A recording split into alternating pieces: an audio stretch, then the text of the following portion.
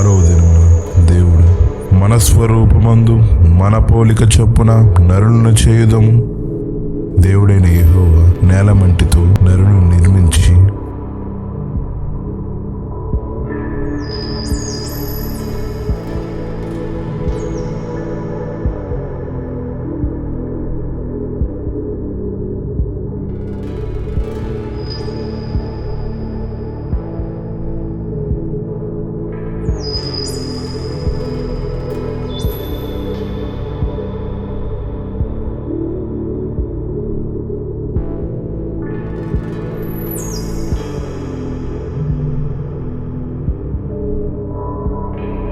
వాని నాసిక రంధ్రములో జీవవాయువుదగా నరుడు జీవాత్మాయుడు.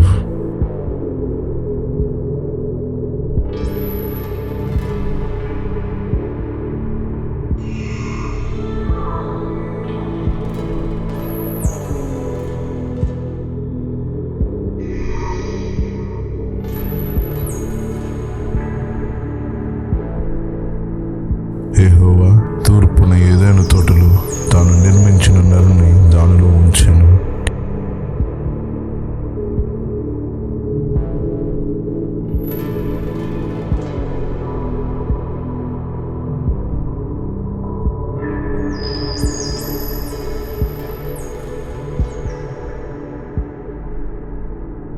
దేవుడైన యెహోవా నరుడు ఒంటరిగా నుండుట మంచిది కాదు, వానికి సాటి అయిన సహాయము చేయుదమనుకున్నాను. అప్పుడు దేవుడైన యెహోవా ఆదామునకు గాఢ నిద్ర కలుగజేసి అతడు నిద్రించుచున్నప్పుడు అతని ప్రక్కటెముకలో ఒక దానిని తీసి ఆ చోటును మాంసముతో పూడ్చివేశాను. తరువాత యెహోవా తాను ఆదాము నుండి తీసిన ప్రక్కటెముకతో స్త్రీగా నిర్మించి ఆమెను ఆదాము యొద్దకు తీసుకుని వచ్చాను.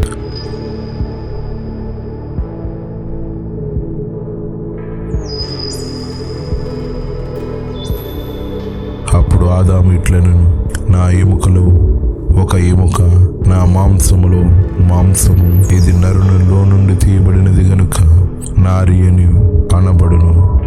అప్పుడు ఆదాము అతని భార్య వారిద్దరూ దిగంబరులై ఉండిరి, అయితే వారు సిగ్గు నెరగకయుండిరి. దేవుడు తన స్వరూపమందు నరుని సృజించెను, దేవుని స్వరూపమందు వారిని సృజించెను, స్త్రీగాను పురుషుడిగాను సృజించెను. వారిని ఆశీర్వదించి, మీరు ఫలించి విస్తరించి భూమిని నిండించి దాన్ని లోపరుచుకొనుడి.